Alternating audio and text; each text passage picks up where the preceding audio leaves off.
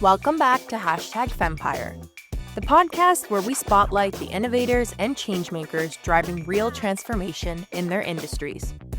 Today's episode is all about reinventing the road ahead in automotive hiring, and I've got two powerhouse guests in the studio who are doing exactly that. First up, we have Jessie Kessel, who brings a no-nonsense, boots-on-the-ground approach to hiring in the auto space. With roots in the automotive sector of over 2 decades and the experience of building her own marketing agency, Jessie learned the hard way that hiring the wrong person can cost more than just time. It can hurt your bottom line. That lesson led her to co-found Beepzz, a company laser-focused on automotive-specific recruitment, leadership strategy, and talent solutions that actually stick. Joining her is Farah Mohammed, the Director of Partnerships and Media Relations at Beepzz, and a seasoned expert in stakeholder relations and government affairs with over 15 years of experience at the crossroads of automotive compliance, consumer protection, and public policy. In her communications and partnership role, Farah isn't just talking the talk.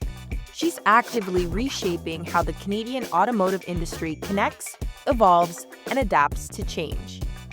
She's also the founder of Their Auto Source, a consultancy focused on education, strategic guidance, and empowering businesses to thrive in shifting regulatory landscapes. Now, what is Beepzz? It's more than just a recruiting agency. It's a full-service partner for dealerships navigating major industry shifts, from turnover and digitization to leadership gaps and consumer trust. Whether you're hiring a general manager, rebuilding your sales team, or trying to plan for a much more tech-forward workforce, Beepzz delivers proven, people-first strategies with a 94% placement success rate. And yes, their hires come with a guarantee. We're diving into what it takes to be an entrepreneur, how these women are breaking barriers and leading in a traditionally male-dominated industry, and why the future of automotive depends not just on EVs and automation, but on having the right people lead the way. So buckle up, it's about to be an inspiring ride.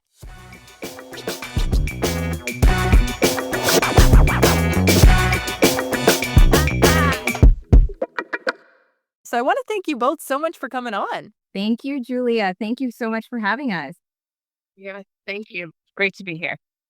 I'm really looking forward to the conversation. So I want to start at the beginning. What, Jessie, inspired you to launch Beepzz? And can you share what Beepzz is all about and the industry gap you're aiming to fill right now? Yeah, so it kind of came about organically when I was working for a automotive recruitment company in Ontario. I myself have been in the industry for about 20 years. So, just through the years, I've run other businesses and I've really built up my network. And I think once you start building those relationships, opportunities start to kind of form. And so it was actually during COVID, like a lot of maybe startups, when they were founded, are often founded when there's a need and they become the solution. So it was during that time, that COVID time, when I was working for that recruitment company, that this idea was born. So part of the service that we offer are employment services to the auto industry, so both car dealers and other verticals within automotive. And we have a job board and a marketplace online where we really facilitate connections within our automotive community. That didn't exist before. It's the first of its kind, and we're really building something that's unique, which is both exciting and challenging as well, because we don't really have anyone to copy. There's no set roadmap, and so we're navigating this together to build for our community as a hub and as a place that our community could go to hire talent and train and just connect with one another so that we can grow as a community, because the auto industry is very resilient. We've been through lots of ups and downs together. And so I just felt the need to create this networking community and really just build from there our services. Yeah, well said. So, Jessie, I want to build on that. Every great business starts off with finding a need in the market. What inspired the name Beepzz? I think more specifically, I think it's really unique. That's a good question. It wasn't easy. Number one, because a lot of URLs are taken. So the traditional way of spelling beeps wasn't available. So I had to get creative.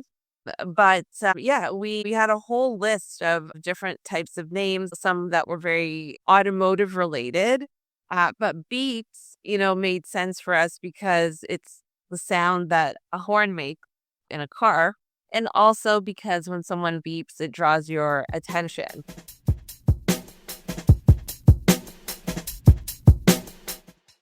I'm just curious as well, Farah, how did you get involved with Beepzz? Oh, do we have more than an hour? No. Basically, I got involved with Beeps. I mean, I'm going to take us back to me finding Jessie online and just watching her launch Beeps. It was during the pandemic that Beeps was launched. I was just coming out of maternity leave after having my twins, and I'm now a mom of three kids, and my career was tenured where I was working in the not-for-profit government realm. And I just started getting this itch. I was comfortable, very, very comfortable. And things were going good. Like, I can't complain of the state that I was at, but the itch was just like this annoying thing that wouldn't let go. And I had the pleasure of following Jessie for quite some time because she has been in the world of automotive far beyond Beeps. And then I started seeing all of her promotion on Beeps. And I reached out to Jessie saying, hey, listen, like, I'm looking for a change. I'm looking to, switch things up a bit. I know that you are in the executive recruiting realm, but maybe you could give me some advice. And Jessie gave me some pretty solid advice. She said, you need to kind of know what it is you want. You need to kind of go with that itch, though, like, don't ignore it. And that's something that she kept with me in all of our dialogues, is that don't ignore it. Don't just go back into your comfort zone. And while following Beeps and following Jessie, and that itch was still there, coming back from my mat leave a couple years after the pandemic now, I reached out to Jessie, I'd say exactly a year ago to date, and got the dialogue going again, saying, listen, like, the itch is here. It's not going away. So I need to take action now. And, Jessie, she's very strategic in the opportunities that come about. And she presented the opportunity at Beeps. And I said, wow, like, this is an amazing organization to get involved with. It stands for what I stand for. It's within an industry that I thrive in and I absolutely love. So she sent me back to do more homework, and I kept coming back. Like, every time Jessie would send me back, I'd go for a little, do some research, come back and say, okay, what's next? And she just got me really excited through all of the homework that I was doing, that I decided at the end of 2024 to resign from my then 15-year career in government, not-for-profit administration, and take the plunge into entrepreneurship and come on board with Beeps. And it's been so exciting ever since. There's no turning back, no looking back. We're putting our best foot forward. And I'd say in the little bit of time since February that I came on board to Beeps, we've made so much strides forward, and we're just continuing to do so and gaining so much momentum. And our messaging, uplifting women, uplifting individuals in automotive, not to stay comfortable. And if you have the itch, follow the itch. It's something that I really carry on with me in my role with Beeps. And Jessie is a lot of thanks to that. Like, I look at Jessie a lot as a mentor prior to me coming on board with Beeps, but also having her be the leader of Beeps. I'm learning a lot. And, everything that I'm learning is beneficial to me. So I'm so grateful to be here. So grateful to have the encouragement from Jessie and the automotive industry and our network in general. Oh, that's so great to hear. And I'm so happy because I think that's where the heart of entrepreneurship, and kudos to both of you for launching this, is having that itch, seeing what the gap is and how can we fill that, and taking that initiative and resilience and just really mindset, because I think it's starting a business, being an entrepreneur is not for the faint of heart. There's failures, there's hiccups, but I really truly believe that once you put all that work in, it's for yourself, number one, so that's rewarding. And number two, you will see that success. It just takes a little bit of time. So I'm really great to hear and have you both to share your work through here. And Farah, I want to lean into, and you talked about it, but you made that jump from like security to now helping launch this business, working into the communication side of it. Like, I'm curious, were you scared? Were you confident? Like, what were you feeling? I was terrified. And I'd say that there's days where that terror comes back to me, right? And I mean, I was comfortable for a very long time, like I mentioned, and in that comfort, things remain kind of stagnant, right? So I'd say that this fear is encouraging. If anything, it encourages me to not give up. The comfort zone, though, it encourages me to not want to look back and be comfortable like that. Not to say that comfort is a bad thing, but in order for me to keep that itch away, I'd say that this fear is also, it's basically my pharmaceutical to keep going and not remain comfortable. And like I said, comfort is a good thing for certain people, but for me at the stage of my life that I'm in, I'm a mom, I've got 3 young kids, Jessie's also a mom. The fear is who is relying on us now. Prior to being a mom, I would be taking all the risks in the world, but and without that fear.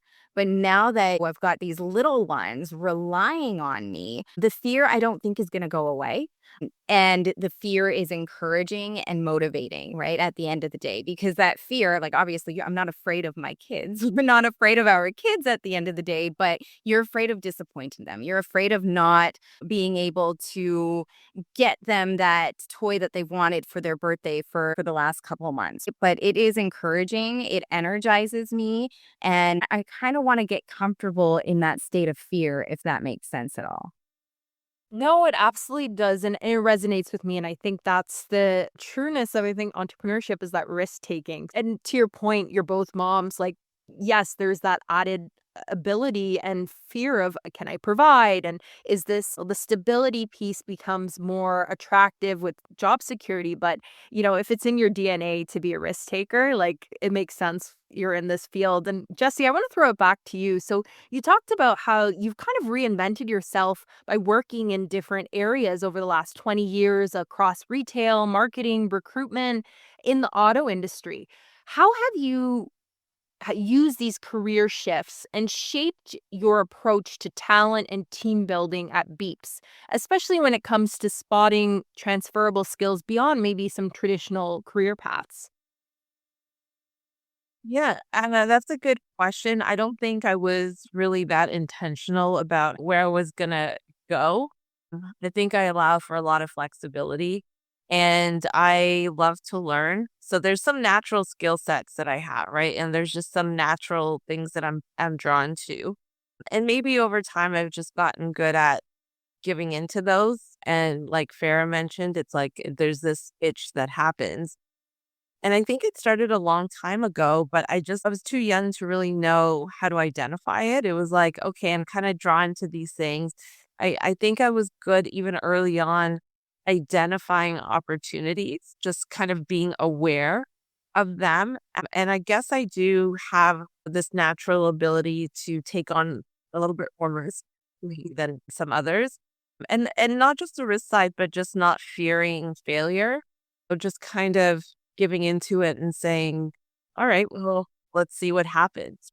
And that's also how you build confidence over time. It's like the more things you try and you actually succeed at, the more confidence you gain in being able to, and again, identify another opportunity, go for it, try it, and then prove to yourself that you're able to actually maybe do more than you thought you were capable of doing. And so I think I've gotten into the habit of doing that and thinking that way. And it's led to more opportunities, bigger opportunities. And I've never been afraid to go for it, But it's all with the intention, I think, of using my creative abilities to really execute on some of those ideas, learning a lot along the way. I'm very resourceful, and I think that's where my network comes into place because you aren't going to know everything as a person. You won't always have the exposure maybe to the right people that you need at all times. But I would encourage people to develop that network one person at a time, like make the most out of it. And I think I was more intentional in that route, like just kind of looking around and saying, who do I want to be more like? Who has the skill sets that maybe I want to learn? And I've never been threatened by people that know more than me, male or female. I think I gravitate to those people really naturally, and I'm curious. I want to know how they're doing what they're doing. So I think also over time I've kind of gone, it's not always what people say. It's more so me watching how they maneuver. What kind of decisions are they making? Who do they hang around with? What do they spend their time doing? So I've really watched a lot of successful people grow, and I've watched how they've maneuvered through life. And I've learned from that. It hasn't really been books, I'll be honest. Like, I don't read a lot of books. I found that I was more reading them like a textbook. I would just skip to the chapters that interested me, and then I would read that chapter. And then I wouldn't go back to it until I had interest to go back to it. So, like, I don't remember the last time I read a book from like beginning to end. And I know a lot of people go that route. It just wasn't for me. I don't know. My attention span just wasn't, I couldn't do it. But I could sit with somebody for like hours and just talk to them and pick their brain. And that's when I think I would have a lot of aha moments, is when I was around certain people. So it was through building those networks and then utilizing that network to go, okay, when I am building my own thing, when I am creating something, I have this amazing network to go to and to say, hey, this is what I'm doing. Can you help? How would you do this? What decision would you make here? And it's kind of just like step by step by step. And then before you know it, you've built these skill sets. Now you become more invaluable to your network or to your company or wherever you are. So that's kind of how my brain works. And that's why I think over time, if you look at it from the outside, yes, I've reinvented myself, but really it's been more of an evolution than anything. Beautifully said. And I resonate a lot with some of those pieces of challenging yourself, trying different things, and building your network is so critical. Like, that's the reason why we got connected, right? It was through Farah's connection to my connection to connection. And I work with moms at work, and they're kind of an advocacy group, a mentorship.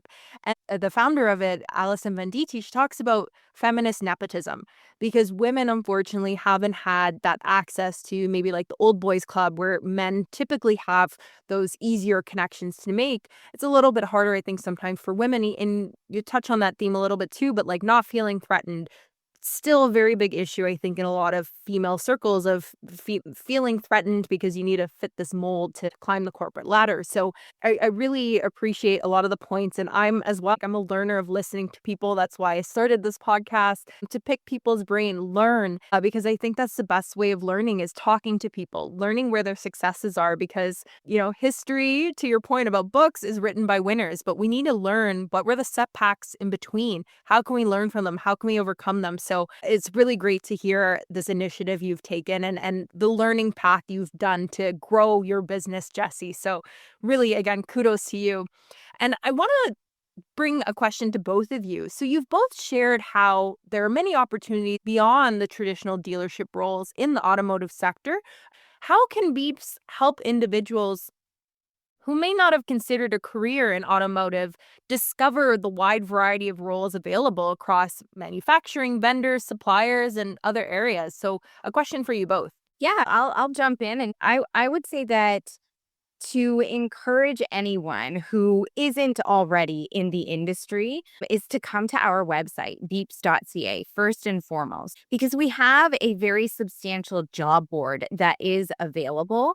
And there's a lot of entry level positions. So let's say you're a new grad and you want to get into automotive. You studied the arts, maybe. That doesn't mean that you can't get into automotive because you didn't study automotive in school. There's so many entry level positions. And I would say that both Jessie and I started in automotive through those entry level positions, and look at where we are today.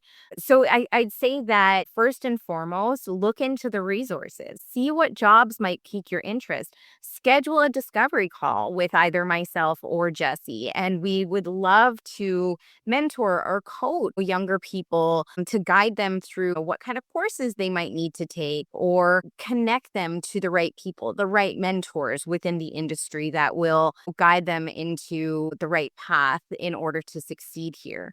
I would say that from a personal perspective, when I was in school, automotive was not promoted. But when I was in the guidance counselor's office trying to figure out if I was going to go the college route, the university route, it was always university, doctors, lawyers, anything that wasn't automotive was basically being promoted during that time. And I'd say that it's still that way today. Yes, high schools do have, well, not all of them, but they do have like a tech sector where they teach shop and auto, but not a lot of students are taking these courses. Or if they are taking the courses, they're doing it to bring up their GPA. And I'm guilty, right? That was me. When I was in high school, I took automotive because I knew that I was going to university and I wanted to increase my GPA. So why not take one of these tech courses? And that was the mindset back then. Why not take one of these tech courses and get a good grade? So I entered into auto when I was in grade 11.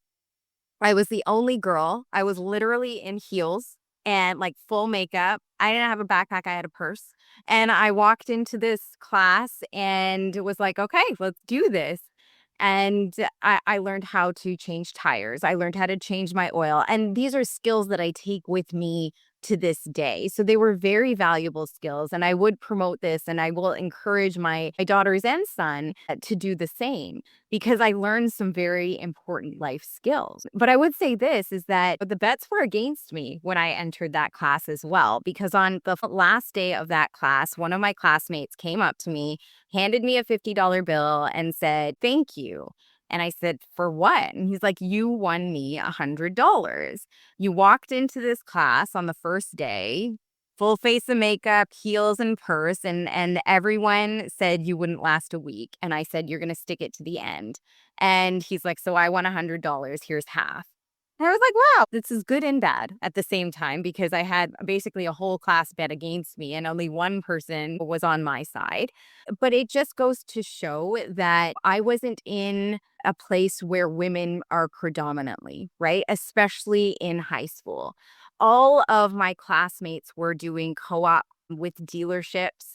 They were doing co-op within automotive. I was there. I got the highest grade in the class. I learned a lot of valuable lessons, but those opportunities weren't brought to my attention because I was the only female. And I would say that it's probably very similar from the high school level today. When it comes to colleges and or universities or trade schools for in general, I don't think that it would be the same. I think that there's a lot of diversity now. I mean, I'm dating us back to 2 decades ago.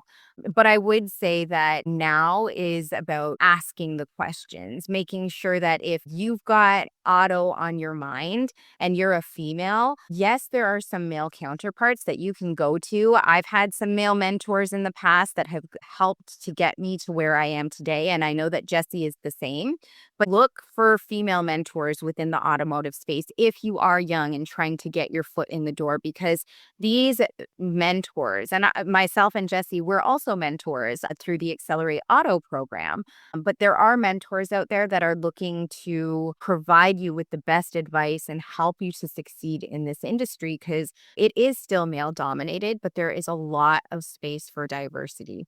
So first and foremost, go to beepzz.ca, look at our job board, plan a discovery call with Jessie and or myself, and we can help guide you through what colleges and or universities might have automotive programs that might benefit you. Or you might want to get into marketing. You can market for auto as well. There's so much to do in the world of automotive, and it's not just about selling cars. I think Farah touched on a lot of it, but if I'm going to just kind of generalize and talk about the industry, just through some research and feedback, I think we've discovered that a lot of people get into automotive kind of unintentionally, just by accident, because they either know somebody that worked, for a car dealership or other automotive company, or they saw an ad and they start with an entry level position, which is fine as well. But if we could educate maybe some of your listeners as to what we've found in our careers over the last 15, 20 years,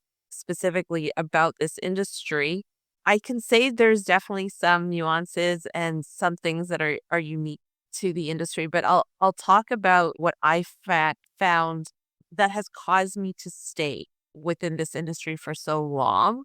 So number one, I love the sort of entrepreneurial spirit that the industry has. Sure, there's larger companies and corporations, as well as some sort of smaller companies, single dealerships, and we have groups that are massive groups that are 60 plus dealerships that they own. So there's so many different types of companies that you can get involved in. And if you just look at it as a business, all of these different businesses, just like other industries, they have all the different departments that are necessary in order to run a business. So like Farah mentioned, marketing, there's sales, there's the finance department, there's the HR department, and you've got hierarchy of entry level all the way up to the C-suite. So there's so many opportunities of all these different areas that you can get into. But the industry specifically, I think, does a good job at developing talent, identifying those people that are hungry and want to learn and want to grow and want to work. Those people tend to really thrive in our industry and find opportunity. And I think that's just back to what Farah said. Like, it's inspirational, I think, to a lot of people that she was able to start somewhere in the industry, but that's not where she's going to end. She wants to evolve. And she reached out to me, and she's done her homework and she's reached out to other people. That just speaks to the kind of industry and community that we are. It wasn't like people are just closing the door. Everyone's pretty open, I would say, to having the conversation, to helping elevate other people in our industry. And Farah's a true testament to that. She made it happen for herself because she had the courage to do so, and she wanted to grow. And so she said, who do I know? And so she started to reach out. And I love that about our industry. It's really the people in it. And I think people are really the heartbeat of any organization, whether it's in this industry or others. But I think it's those relationships that we've developed over time and the openness of this industry to really developing people and helping them along the way that I think has resonated with me. And that's why I've wanted to stay in it and continue to evolve and build businesses. Really well said. And I want to build on both of your points there. First, Farah, I just want to say thank you for sharing that story about you in high school, because this is why I have this podcast, to make people understand, like, there's opportunities, you got to push yourself, and there's going to be people rooting against you. And that's the reality. And look where you are, from that automotive shop class to working directly in the sector now. So I want to ask you, from a marketing standpoint, how do you target that male demographic, or operating in this space from a communications and partnership standpoint? Like, do you still feel when you're going into some of those meetings, people might look at you differently because you're a woman in this sector? I'm curious if there's still that remnants of what you experienced in high school to where you are in the workplace today and the engagements you're working with. I'm gonna say I don't feel that way. I don't feel as though being a woman in this industry has closed any doors. If anything, I would say that my personal experience is that being a woman in this industry has done the opposite. It has opened so many doors for myself. And I see this even amongst students who go through automotive curriculum. I see the women who are graduating that are being celebrated, and they're just like they're taking it and rolling with it and celebrating it. And I'm seeing that the male executives within this industry as well are celebrating them also. I would say that the doors are open for women. Most definitely they are open, but they only remain open for a short bit. And that's where it becomes difficult for us women. So let's say, for example, you've got a woman and she is a used car sales manager at a dealership. Not even yet. That's what she's got her eyes on the prize to become that. But let's say she has a child and goes on maternity leave, and it's not the 12 months, it's the 18 months now, right?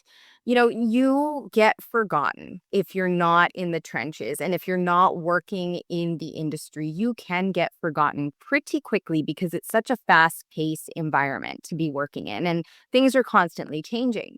So I would say that window of opportunity for all women, we need to be alerted to it when we are making personal changes in our personal lives and considering that work-life balance. Is that if you don't seize the opportunity, it can slip through your fingers. Not to say another opportunity won't come up, but that's what you learn. After one door closes, another door opens. And that's what I often see for women within the automotive industry.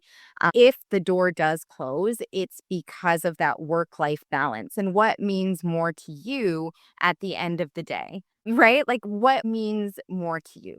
For me, when I was in more corporate government, it was the work-life balance that I was finding it really hard to balance my personal life and my professional life. And yeah, when it comes to entrepreneurship, you really gotta grind, right? Like when you start, you gotta grind. I can't tell you how many times my kids are like, Mom, are you done yet? Like, get off your phone. And it's like, you gotta grind so that you can get to that work-life balance point. And that's just a part of entrepreneurship in general. But I would say that the grind, it's gonna benefit in myself and Jessie in the long run so that we can have that time with our family and we can make the decisions, or we can go on vacation and we don't have to work on the sales floor until 9 p.m. at night, and we can go to our kids' school recitals, right? That's the prize my eye is on. And I would say as well, if I didn't see a door open for me, and, going back to Jessie's point, you can create that door in the world of automotive. You can create something on your own. And Jessie has proven that because she's owned businesses in the past and she's been successful at entrepreneurship to this date. So I would say that for women in automotive, you really need to understand what your strengths are, what your weaknesses are, and understand how you can take those strengths and weaknesses to benefit you at the end of the day. And there's so many mentorship opportunities specifically designed for women in automotive, but that's not to say that you need to be mentored by a woman. And hey, I've been mentored by males and females. Switch it up a bit. Maybe you do have a female mentor, but you could have more than one mentor. Maybe get a male's perspective in automotive, because it is still a male dominated industry, yes. But any male that I have partnered with and have looked up to as a mentor, they've celebrated women, they've celebrated diversity within automotive, and they've helped to open some of those doors for me as well. That was beautifully said, and I appreciate that overview of it because, yeah, I think there might be a bit of that hesitancy or thought, but to hear that your experience was different is just a little bit more uplifting and I think reassuring. And yeah, to your point too, like I look at and approach business the same way. Like I'm doing the grind now for the long-term benefit of, like you said, not having to ask someone to go to your kid's recital or take a vacation. And what also comes to mind is we need more regulation to support family living and flexibility in the workplace, because that's the reality. We're parents in the workplace. Both parents are working these days, and still that caregiver duty does fall on the women. Unfortunately, I think still in today's age, but there was some movement with $10 a day childcare, flexibility of working remotely, all these things of supporting people like transition back to work. Like you mentioned, if you're not there for that 18 months, what happens? We talk about this as well at Moms at Work, but like the motherhood penalty and the fatherhood bonus, right? Very real things of you can fall back in your career, you could not get promoted by taking that 18 months to a year off. Lot of different elements. So hopefully there's a little bit more progress as well on a society level to make these workplaces a bit more flexible, a bit more inclusive with the realities of family living.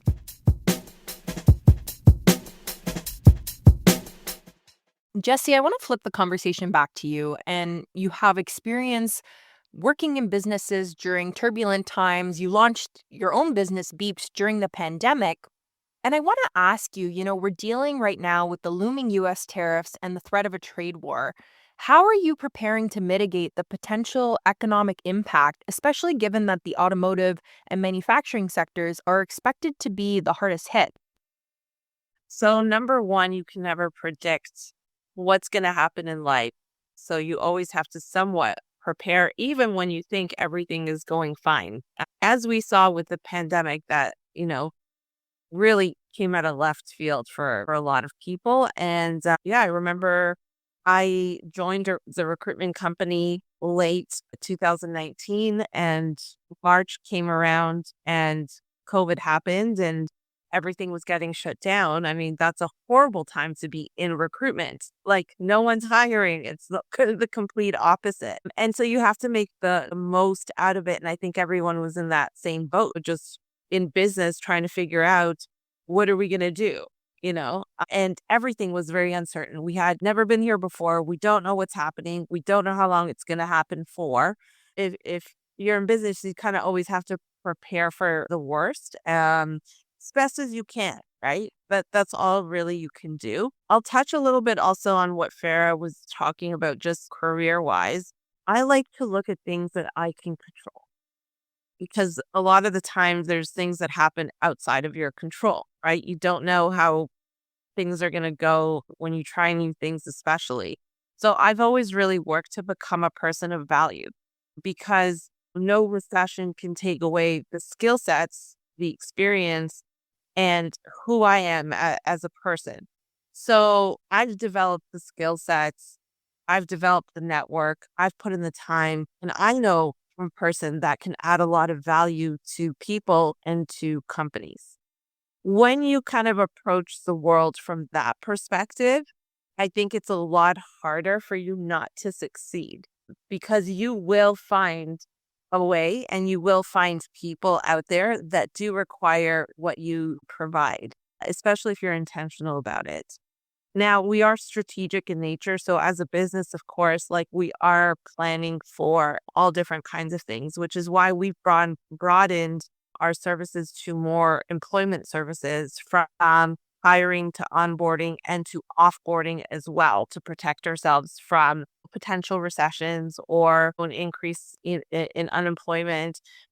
So we are planning for those things, but it's a long road. I mean, everything, both the good and the bad, you have to realize are all temporary. There's ebbs and flows, there's ups and downs. You just got to be in it for the long run, do the very best that you can. And like I said, build up your own skill sets and become a person of high value. If you can do that, you can ride the wave. Beautifully said. I love that. It resonates a lot with me. And I think I'm still young and in my career and developing those next steps. So I am finding that value you bring. And I'm seeing employers are also valuing like emotional intelligence, soft skills, and the value you bring, less of what you know, because you can pick up and learn things. But when you come with those built-in skills, it's really critical to show your value and really spread your wings. So I love everything that you said there. I totally agree with it. And it's great to hear we're kind of on that same wavelength and sharing that with the listeners here. And, time flies when you're having fun. So we are just kind of wrapping up here. I want to ask both of you, I'll throw it to you first, Jessie. If a young woman is listening right now and has a business idea in a male dominated industry, what advice would you give her? What should she keep in mind as she maybe takes those first steps to launch her venture? So first off, just because you think it's a good idea doesn't mean it can make you money. So that's number one. And if you are like everybody else that has bills to pay, so you need money. So I would encourage that person to first find out if the idea that they have or the business they want to launch is actually one that's feasible and that's going to allow them to earn a living. And you have to do that through research. Don't be afraid to pick up the phone and to ask people straight up. This is what I'm thinking. Would love to get your advice. What do you think? Go to the person that you think is like your target audience, right? And I would encourage you to talk to at least 10 people, gather the information. And I think you'll find that they provide a lot of information that maybe you just didn't know, or maybe some ideas that you just never thought of. It's an evolution. So I would start there before I actually launch. Who would be interested? What would they pay for that type of a service or a product? Figure that stuff out first. You're not going to have all the answers. And if people think you have to have like this long business plan and all this stuff, some people spend so much money before they've even started. I would not encourage that at all. I would say you need proof of concept first before you really go to market and start putting in all this time and effort. So yeah, I would start there. And then once you kind of start to get going, a lot of companies don't talk about this, but there's a lot of excitement at first. And so you might see an uptick in interest, but that only lasts so long. And then like the real hard work begins. And as a business owner, you have to wear every hat. So be prepared to be the accountant, to be the marketer, to be the customer service, to be the tech support. I mean, you have to do absolutely, all those things. Not a bad thing because you learn a lot. But one of the highest expenses for companies is payroll, right? When you start, you hire people. So you should do so only when, you have the revenue coming in, or you're at sort of that sweet point where you can take a little bit more of a risk. And what we do is so essential because you can't grow any company without the people. And finding the right people for the phase that your business is in, something also that maybe people don't really think about. It's like, who do I need for the phase that I'm in right now? Because it will change as your company evolves and gets bigger. So we help companies navigate those changes. And I think it's based just on our experience and building companies and just being in this industry because we fully understand the positions that are available and who's good and who's just BSing us. So that's important too, is to be able to identify who's who. And that goes for clients as well. Not every client is going to be a win. So you're going to get used to rejection and be totally okay with it, because trust me, you do not want every client. Some of them end up being way more trouble than they're worth, and it just eats up your time. But again, those are all things that you kind of learn as you go. Excellently said. You hit on a lot of important points. And I don't know if you have an MBA, but just listening to that, I felt like I got one. Actually, I don't. To the college for a very, very short time. And a lot of the things that I've done, I had no business doing, really. But somehow I was like, I don't care. I'm going to learn it. I'm going to figure it out. And it's a lot of trial and error. And again, going to my network, it's like, if I didn't have the degree, I knew someone that did, So just leveraging what I could. Absolutely. And I totally agree. Like, that's how I'm going through life now. And I think that's what good entrepreneurship, that's what good business building leads to, is talking to the right people, thinking strategically, how can I leverage this person? And yeah, to your point, like the cost benefit analysis, you don't need to chase every lead because they might be more of that headache or cost you more than it really costs for you to be worth your while. So knowing your value, talking to people, and taking those risks are really, really big themes that I appreciate you laying them out. And Farah, I'm going to flip it to you, the same question, maybe a little bit more in a communications lens. But, if a young woman is listening now and has a business idea, what advice would you give her? And what should she keep in mind through the journey? Yes, I'm going to actually tie it into the last question about the tariffs and government and regulation, because I think that it's really important to understand the industry if you are interested in owning and or operating a business within this industry. And if you really want to succeed within this industry, because I think that a lot of people think because of the tariffs and because of the recession and the bailouts back in 2008 that automotive is finicky. Like, let's not go into automotive because they're always in the news, right? But that's not necessarily a bad thing. There are hundreds and thousands and millions of auto workers out there in the world. And yes, like we do sometimes see cuts, but that's not necessarily a result of a recession or the pandemic or tariffs. There was a business plan in place that resulted in those cuts and so on and so forth. So, really understanding the industry and doing your research in the industry, I think that's where everyone needs to start if they are considering coming into the world of automotive. One thing that I can say is that automotive is resilient. Yeah, we saw a recession. And yeah, cars were still being bought. The government bailed out the OEMs because of it, because people need to drive cars. They need to get from point A to point B. Similarly, during the pandemic, auto was considered an essential service. So automotive didn't shut down, right? Cars were still being manufactured. Used cars were still being traded in. Dealerships were still open. You just weren't going in there every day and kicking tires. You had to do your research and know exactly what it is that you wanted and what was available to you. And now we're seeing tariffs. Yes, there are additional taxes in place from across the border, but cars still need to be made. People still need to drive them. The businesses are not shutting down because of it. So again, going back to doing your research, really understanding and not letting the media interrupt your main focus and your main goal. If you know that you've got a great business plan and you know that you want to succeed in this industry, there is a spot for you. You just have to do your homework. Right? Like I mentioned, Jessie kept making me go back and making me go back. And I kept coming back because I was doing my research and I was doing my homework. And I'm like, wow, there's something here. So for anyone who wants to come into the industry, do your homework, look for that mentorship, right? Don't think that a degree in marketing or a diploma in marketing can't get your foot in the door in automotive, because it can. If you're in HR, like Jessie mentioned, and you want to work for a large dealer group, there's a lot of opportunity out there, right? So I would say this is that, you might be looking at a career in communications. There is so much that you can do in communications in the world of automotive.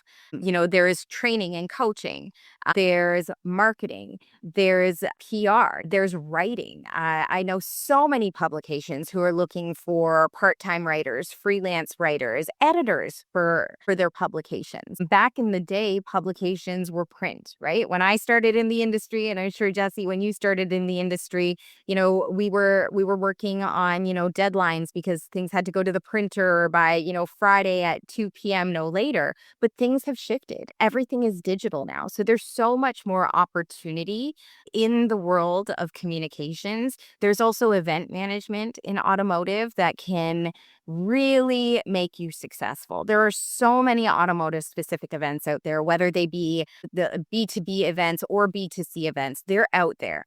And also, if that's something that you're interested in learning about, the events that are out there, go to Beepz's website, because we do publish events not just for, consumers and auto enthusiasts, but, trade shows and events that are taking place for auto workers as well. So there's so much involved in automotive that, if let's say you like cars, but you always had that state of mind that I have to know cars and I have to work on cars in order to work in the industry. That's a lie. It's not true. There's so much opportunity. And, if you think of something that it hasn't been done in auto, you need to do it. And that's what Beepzz is doing, right? That's why Beepzz exists, because there's nothing like Beepzz out there. And that's why Beepzz is and will continue to be successful because of it. So you need to take that chance. You need to take that risk on yourself. Look for mentorship, whether it be male or female. But I will say, like, for the sake of this podcast and for what Beepzz represents, there are female mentors out there within automotive. And if you are looking for a female mentor, just make sure that that female mentor is aligned with you. Do your research, stalk them on LinkedIn. That's what I did with Jessie. She probably got Farah Mohammed viewed your profile today for like a constant 10 days straight, right? Like, I'm sure she gets that a lot as well. Just don't sell yourself short. And, there's not an automotive specific program out there for you. Whatever program it is that you want to embark on, it can lead you to a career in auto. Oh, it was so awesome. And what a way to end it, ladies. I just want to thank you so much for such an insightful conversation. We talked obviously about Beepzz in the automotive sector, but just really what it takes to be an entrepreneur, what it takes to build a business. So I really want to thank you so much for sharing your insights here, because that's really what I've envisioned about for #Fempires, just sharing this knowledge, doing this a bit more virtual platform for that mentorship for maybe women who are a little bit shy to do that cold email or to do that LinkedIn stalking. So I really appreciate that. And I just want to throw it to you both. If you have any other closing thoughts for the listeners as we're just wrapping up here. For your audience, I would say if you have the itch, like we talked about, and it doesn't seem to go away, it's not going to go away. So learn to follow that sort of inner voice and do it step by step by step, because it can be really overwhelming to think like, how do I get from this to ultimate success? And nobody gets there overnight. I started Beepzz almost 4 years ago, and we've only recently relaunched. So it's a long road. So I would just encourage people to follow that gut feeling and to just do it in many, many steps and really grow your network, because it's the network that you have and the relationships that you build over time that's really going to elevate you to where you need to be, because nobody wins alone. I promise you that. Yeah, and I would say that in the world of auto, for those who work in it, and I'm speaking strictly from a female perspective here, is if you feel as though the doors are closing, don't turn your back on the industry. Look for another door to open up for you. Contact Beepzz. Look at our job board, because like I mentioned, you might be going on maternity leave. You might want to extend it to the 18 months and not do the 12 months because you want to spend that time with your child. Or like if you come back and things have changed, don't consider that as an opportunity to just turn your back and look for something else just for comfort. If this industry is an industry that you're passionate about, look for another opportunity. They exist. I promise you that they do exist. And if they don't exist, Beepzz will likely find you an opportunity, right? So that's what we're here for. We are here to elevate individuals in the industry. We want to see more women in automotive. We want to see more women in the executive level seats. And in order to get to those executive level seats, you need to stick it out. Right? So if you come back and you feel like you should have gotten that used car manager opportunity and it slipped through your fingers because you were on mat leave, that's not a failure. That is not a failure. You were raising your kids. Like, you were raising a baby during that time. That you deserve a pat on the back. That should go on your resume. You know what I mean? Like, 'cause it's a lot of work.